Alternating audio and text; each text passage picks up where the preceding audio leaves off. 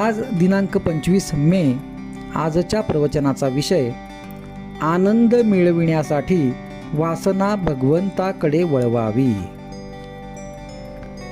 घरामध्ये सर्वांनी कसे हसून खेळून मजेत असावे. आपली वृत्ती अशी असावी की ज्याला आनंद पाहिजे असेल त्याने आपल्याकडे धाव घ्यावी. इतर संपत्ती कितीही दिली तरी पुरे पडत नाही, पण वृत्तीचा आनंद देऊन कधी संपत नाही. जीवन हे मूलतः आनंदमय आहे. सृष्टीक्रमावर सोडले तर ते सुखी होईल. आनंद अत्यंत विशाल आहे. देहबुद्धी मेली म्हणजेच त्याची प्राप्ती होत असते. आनंद मिळविणे हे सोपे आहे, पण हे समजून आपण सोपे झाले पाहिजे. आपण उपाधीने जड झालो आहोत, म्हणून आपण हलके झाले पाहिजे. सर्व जगाला आनंद हवा असतो, म्हणून कोणत्याही परिस्थितीत आनंद राखावा.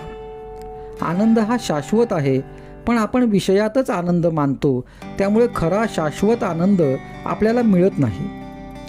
फोड आला म्हणजे खाज सुटते, आणि खाजवल्यावर रक्त आले तरी एक प्रकारचा आनंद आपल्याला होत असतो, पण म्हणून खाजवतच राहणे योग्य होईल का? कुत्र्याच्या तोंडात हाड असताना स्वतःच्या तोंडातले रक्तच तो चघळत असतो. त्यातले काही रक्त जमिनीवर पडून कमीही होत असते, परंतु तो हाडूक काही सोडित नाही. विषयाचा आनंद हा असाच असतो. कोणतीही वस्तू अस्तित्वात नसतानाही होणारा जो आनंद ते परमात्म्याचे व्यक्त स्वरूप आहे.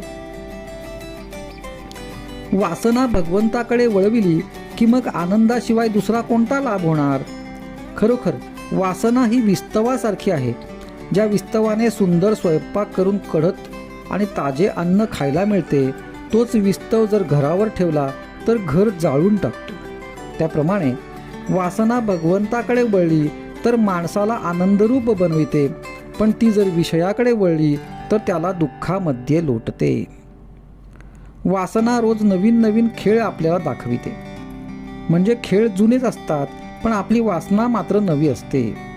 वासना म्हणजे अभिमान किंवा मीपणा हा मनुष्याचा शत्रू असून तो त्याच्या आनंदावर विरझळ घालतो. वासनेमुळे चित्ताला समाधान नाही हे कळत असून सुद्धा वासनेचा जोर इतका विलक्षण असतो की तो शेवटच्या श्वासापर्यंत जात नाही.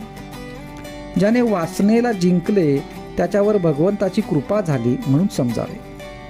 वासनेला जिंकायला भगवंताच्या नामात राहण्यासारखा दुसरा उपाय नाही.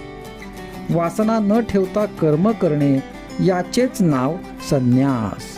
जिथे वासना संपली तिथे आनंदच आहे.